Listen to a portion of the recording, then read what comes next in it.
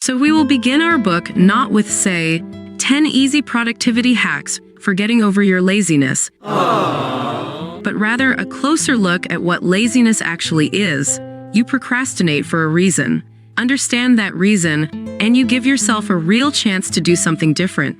On the other hand, if you are uninterested in why you behave as you do right now, you may very well stay trapped there, constantly trying to solve a problem using the very same mindset that created the problem in the first place. 7+ deep lessons from the book, How to Do Things You Hate.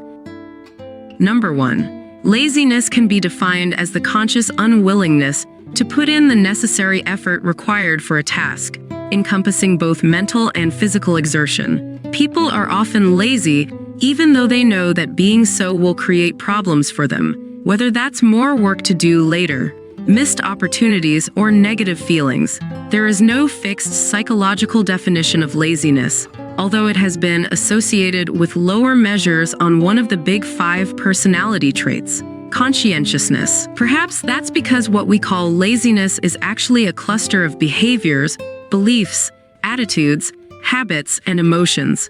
Laziness often overlaps with but is distinct from procrastination, lack of motivation, depression, lack of self-control, inability to resist distractions, certain attitudes to both the goal and the effort required, faulty self-concept.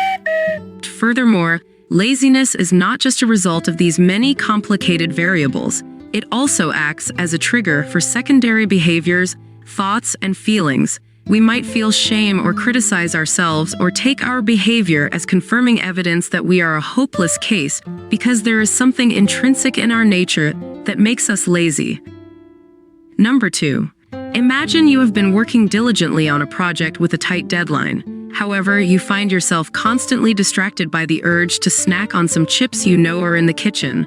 Despite your initial intention to focus, the desire for sensory stimulation promised by those cheesy, crunchy chips pulls you away from your work. Sensual desire is simply distraction via the channel of the senses, be it sights, sounds, touch, taste, or even smells. It can be the pleasure of sleep or rest, or preferring to be slouching, cozy, and warm at your desk rather than slightly cold and sitting upright. To overcome sensual desire, one must counter the focus on the present moment and instead consider the long-term consequences of succumbing to sensual desires. Number 3.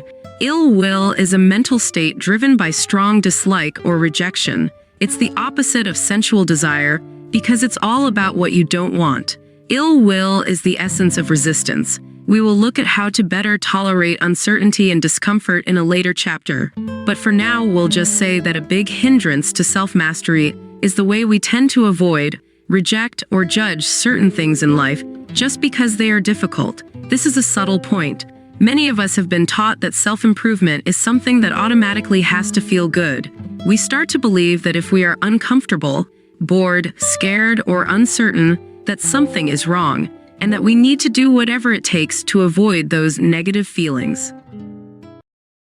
Number 4. The world is filled with messages to consume, relax, entertain yourself, and seek only pleasure and ease. But comfort can be a dangerous trap. To overcome the barriers created by comfort creep, we need to do the exact opposite than what we're inclined to do. Deliberately engage in activities that make us uncomfortable. A misogi is one way to ensure that you are equal to unavoidable toil. There are 2 rules. First, the task must be extremely difficult, with only around a 50% chance of success. Second, it must be relatively safe, ensuring personal well-being. A misogi serves as a training exercise, but it is not about developing macho levels of fitness or physical prowess. It's a mental challenge. Number 5.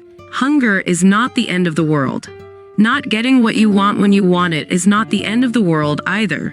In fact, occasionally embracing your hunger will teach you that having an appetite for something doesn't entitle you to satisfaction of that appetite, nor does it pose a serious threat. For most of us, hunger is occasional and not some awful emergency that needs to be quashed as quickly as possible.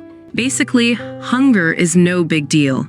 Sit with hunger for a moment, and you may realize all sorts of interesting things. First, you may be surprised to learn that the sensation you're experiencing is not even hunger in the first place. Could it be boredom, sadness, anxiety, or just plain old greed? Or are you just eating because of a completely mindless habit? For example, reaching for food because it's a certain time of day, or because you saw something on an ad or on TV. Number 6. Emotional control is a simple concept that is nevertheless not easy. It is the ability to choose our response to a situation rather than allowing that situation to determine the choice you make. Emotional control doesn't mean we become emotionless or that we don't care about anything. It means we have all the emotions we ordinarily would, but they occupy a different place in our world. When we have emotional control, it's as though our fleeting experiences are passengers in a car we are driving, rather than being the driver of that car themselves. Neuroscientist and author of My Stroke of Insight, Jill Bolt Taylor, explains what she thinks of as a 90-second rule. When a person has a reaction to something in their environment, there's a 90-second chemical process that happens. Any remaining emotional response is just the person choosing to stay in that emotional loop. After 90 seconds, the initial chemical reaction is over. If you still feel fear, anger, anxiety, or any other emotion, it's not your physiology that's fueling it. It's your own thoughts re-stimulating the chemical changes. It's your choice to keep refreshing that 90 seconds again and again. These thoughts construct a feedback loop that reactivate the chemical response and embed the emotion deeper. In essence, the 90-second rule of emotional control teaches us that when a person has a reaction to something in their environment, there's a 90-second chemical process that happens. Any remaining emotional response is just the person choosing to stay in that emotional loop. Knowing this, we can choose our response beyond the 90 seconds. Get to know your triggers, label your emotions as they arise, and accept them. Number 7. According to Derek Thompson's article in The Atlantic, procrastination is related more to a person's emotions rather than their time management skills.